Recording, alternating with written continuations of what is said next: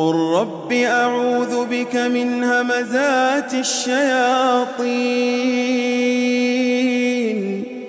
وأعوذ بك رب أن يحضرون. A'udzu billahi minasyaitonir rajim. Bismillahirrahmanirrahim. Assalamualaikum warahmatullahi wabarakatuh. Allahumma salli ala sayidina Muhammad wa ala ali Muhammad. Malam ni dalam perjalanan daripada Tul Gombak ni menghala ke Pahang. Okey, ada cerita abang nak share malam ni, kisah bunian. Kisah bunian, dan kisah ni benar-benar terjadi kepada member abang lah. Nanti dia akan ceritakan sendiri kisah dia. Berlaku beberapa tahun lepas. Member abang ni nama dia Z. Z ni bukan nama sebenar lah. Dia tak nak orang tahu nama dia. Kerja dia ni bawa lori. Bawa lori, dan Z ni dia orang panggil jenis anak yang baik lah. Mana-mana pergi dia akan bawa mak dia. Mak dia ni dah 70 lebih dah umur. Dan mak dia ni tak boleh berjalan, lumpuh lah. Jadi dia angkat, bawa masuk lori. Bila sampai kedai makan, dia angkat masuk dalam kedai makan. Satu malam ni dia lalu jalan Ulu Yam. Jalan Ulu Yam ni memang sunyi. Memang sunyi sepi lah. Kalau tengah-tengah malam, pukul 1, pukul 2 ni memang tak ada kereta pun. Hanya lori dia je lalu. Jadi masa dia lalu dengan mak dia ni, tiba-tiba dia nampak ada satu kumpulan manusia, satu rombongan. Dia pelik, rombongan manusia ni duduk berjalan tepi jalan ni bawa obor. Obor kan zaman dulu je bawa obor. Sekarang ni mana ada bawa obor. Bawa obor dengan pakaian baju lama-lama, jenis macam perempuan ni jenis pakai kain sarung yang tutup rambut sebagai buat tudung lah. Jadi dia pelik, tak apalah. Dia melepasilah rombongan makhluk Allah ni. Dan seminggu lepas tu dia lalu lagi di tempat yang sama. Dia nampak ada lagi kumpulan manusia yang sama macam minggu lepas dia tengok. Tapi kali ni ada 2 orang lelaki daripada kumpulan rombongan ni. Dia tahan member abang ni lah. Dia tahan lori ni, dia tahan pakai obor. Dia cakap berhenti. Jadi bila ditahan oleh lelaki ni, member abang ni, dia berhentikan lori dan dia masuk ke sebelah kiri lah. Ada tempat parking, ada tempat kalau siang-siang hari orang berehat lah, malam tak ada. Memang kawasan ni kawasan sunyi Ulu Yam ni. Jadi bila dia berhenti ni, lelaki 2 orang ni datang kepada dia lah. Yang rombongan tadi rupanya baru dia nampak. Yang rombongan tadi rupanya bawa keranda, bawa jenazah lah. Dia pelik, kenapa keranda ni bentuk bulat macam keranda orang lama-lama, pelik lah kan. Jadi dia berbual-bual lah dengan 2 orang lelaki ni. Jadi untuk cerita lebih detail lagi, kita dengar sendiri daripada sahabat abang ni lah. Tahun 2004 tu, saya travel daripada KL. Saya bawa barang pada KL ke Ipoh. Saya memang suka ikut jalan lama. Saya akan bertolak daripada Ampang pukul 12.30 malam. Itu laluan saya lah, saya suka lah. Sampai dah ke Ipoh pagi besok, dah pukul 7.30 pagi lah. Apabila dah sampai ke jalan Ulu Yam tu, tiba-tiba orang pegang obor dalam pukul dekat 2 pagi macam tu, atau 1 pagi atau 2 pagi, saya pun dah tak ingat lah. Masa tu bos berdua dengan mak saya lah. Waktu tu kami naik lori lah, lori 1 tan yang bawa barang orang lah. Minta upah pas hantar kan, jadi hantar barang, hantar perabot. Lepas tu yang kami kena, dia tahan, dia suruh kami berhenti. Duduk jalan tepi. Mana dia tahan tu sebab dia nak lintas jalan ke? Dia nak lintas jalan. Oh, dia nak lintas jalan. Dia nak usung jenazah. Waktu orang ramai usung jenazah. Ada yang perempuan, ada yang budak-budak, ada dan dewasa pun ada, orang tua pun ada. Untuk yalah, dia kata ni waris diorang nak ke bumi atas bukit. Waris dia orang meninggal nak ke bumi atas bukit. Pakaian zaman purba. Zaman purba macam mana tu? Macam pahlawan cerita hantuah. Warna memang cantik. Mana warna ni berbeza-beza lah setiap orang. Apa beza, yang perempuan tetap pakai kain sarung tutup rambut. Oh, macam cerita dulu-dulu. Pakai kain sarung tutup rambut. Lepas tu yang ada yang pakai kopiah, ada yang tu biasalah. Anggaran muka nak katakan tua tu tak adalah. Yang saya dapat peluang dialog tu 2 orang. Tapi saya ingatlah hamba Allah ni dia bagi nama, tapi saya terpaksa rahsiakan dia sebab dia suruh saya rahsiakan nama dia. Lepas tu dia ni yalah dia suruh rahsiakan. Yang seorang lagi tu saya dah tak ingat nama dia. Panjang sangat. Sangat. Lepas tu dia kata nak pergi mana ni? Saya kata saya ni hantar barang. Yalah, lepas tu abang tahan ni, saya bagi Assalamualaikum dululah kan. Saya takut juga abang tahan saya tiba minta duit ke, rompak saya. Tak, kita orang baik ke. Dia cakap. Masa tu bos tak syak lagi lah dia. Tak syak lagi. Tak syak lagi. Jenis simpulan siapa-siapa hamba Allah ni kita tak tahu. Dengan batu cincin dia yang banyak. Oh ya. Memang dalam satu tangan tu ada berapa cincin dia pakai? 4 ke ada, yang 3 ada. Batu apa tu? Merah, hitam. Saya minat yang kat tangan jari dia, saya ingat lagi saya minta warna hijau.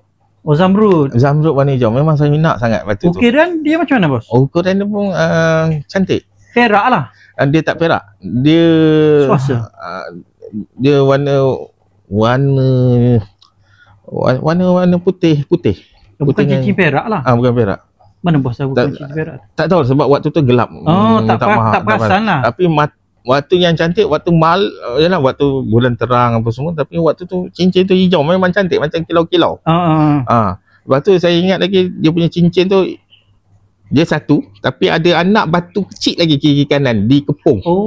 Mana dia bukan kalau kita manusia biasa ni kiri kanan tu macam belian kita letak. Ada satu je kan. Tapi dia kepung lagi yang kecil-kecil, mana kecil. Warna hijau juga. Warna hijau juga. Cincin bunian lah. Okay, bos ada minta dengan dia lah. Ada minta, dia kata ni tak boleh sebarang orang yang nak ni, dia tak izinkan lah. Hak dia kan. Dia kata sini memang kampungan kami, lepas hujan, itulah basah-basah seluar ni semua. Basah kita sentence seluar ni. Waktu tu tak ada pagar lagi. Diorang senang nak melintas. Waktu tu tak ada pagar lagi. Tembok sekarang dah ada pagar. Dah ada pagar sebab ada dam tu diorang pagar semua keliling. Nak tanya bos, dia punya kaki tu jejak tanah tak perasan tak? Jejak tanah macam jejak biasa. Tanah. Macam biasa. Mana bunian ni dia jejak tanah lah. Kalau dia berjalan kita nampak jejak tanah lah. Dia usung jenazah macam orang yang memang orang ulama, macam ulama. Betul lah orang kata bunian ni manusia tapi dia gaib ya kan? Tapi dia alhamdulillah lah dia tanya saya semayang jangan tinggal, kata buat yang betul, jangan buat kemungkaran. Dia banyak tegur dan nasihat lah. Tu yang sonok tu dia cakap. Tapi saya ulur salam dia tak nak salam. Banyak kali janganlah nanti susah. Dia kata. Nanti susah. Dia kata susah nanti. Kita Islam kena dah salam. Tak apa. Dah salam ni pun okey lah ni. Kata, Assalamualaikum dah bagi bagus tadi kata.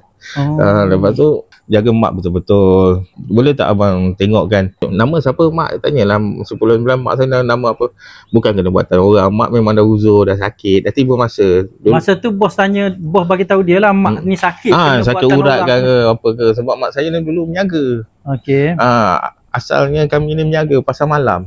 Saya 6 tahun lagi dah ikut mak saya pergi pasar, ikut apa, ikut ayah kan pergi pasar menjaga. Lepas tu banyak lagi cabaran dia. Bila dah ni pula menjaga, orang tolak kedai menjaga, tolakkan stor kami masuk dalam longkang, bangkai letak atas meja, letak dalam. Orang marah lah maksudnya. Macam-macam ujian kami sampai mak saya tak boleh jalan.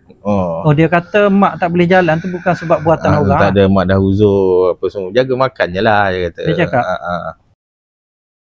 Lepas tu saya batuk, saya makan gula-gula head tu. Saya nak bagi kat dia. Gula-gula head. Bagi kat dia. Ni apa ni? Gula head dia kata. Jangan. Ni saya ni untuk apa? Saya batuk. Batuk tak payah makan gula-gula head. Tapi ingat ni, ambil madu dan air suam. Lepas tu kacau, minum. Dia cakap.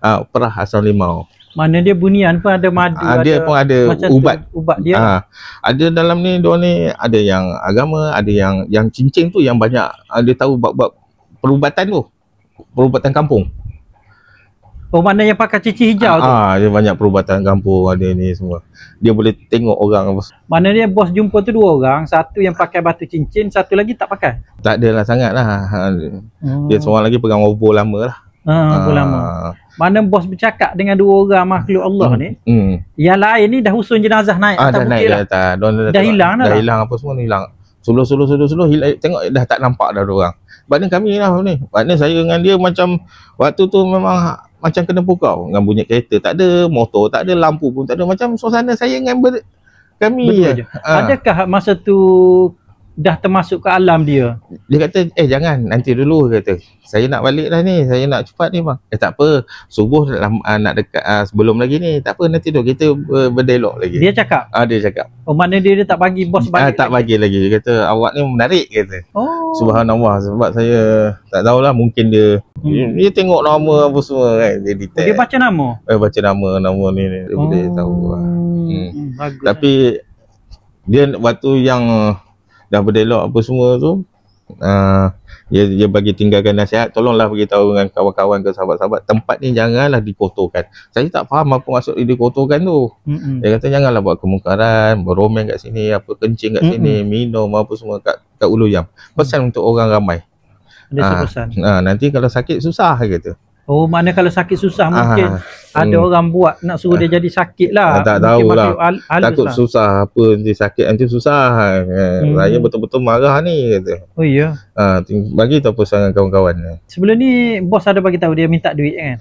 Dia nak tengok betul ke duit duit apa manusia ni, dia nak tengok ada kijang ada dalam tu. Nilai RM10 betul ni. Ada kijang. Ada kijang. Oh, masa tu bos tak rasa pelik lagi ke bila ada orang yang tak kenal jumpa lepas tu minta duit RM10 nak tengok gambar kijang lambang bank negara. Itu je. Tak rasa pelik lagi? Tak ada pelik pun. Mungkin macam kena pukau lah masa tu. Tak, sampai saya kata, abang nak rezeki abang, saya sedekah kat abang. Tak payah. RM10. Ambil simpan, dia kata. Banyak. Mana dia dah sempat pegang lah duit RM10. Dia pegang, dia tengok macam ni, atas dan bawah. Oh ya. Lepas tu pegang dan simpan. Kata, jangan bagi siapa-siapa, kata. Dia cakap? Dia cakap. Oh, makna dia duit tu dia suruh bos pegang, suruh simpan jadikan apa tu duit. Kita pun rezeki pada Allah, kita tak tahu. So duit tu ada lagi lah RM10. Alhamdulillah ada lagi. Bos kata masa usun jenazah tu kali kedua dah kali jumpa kedua dia. Minggu yang sebelum tu dah jumpa dah. Diorang cuma lintas jalan. Dia lintas jalan. Jalan ramai, orang ramai. Assalamualaikum. Waktu tu kan saya daripada nak balik ke KL ikut jalan tu. Assalamualaikum. Waalaikumsalam. Ramai-ramai macam orang kampung. Diorang kan, diorang nak lintas jalan tepi jalan tu.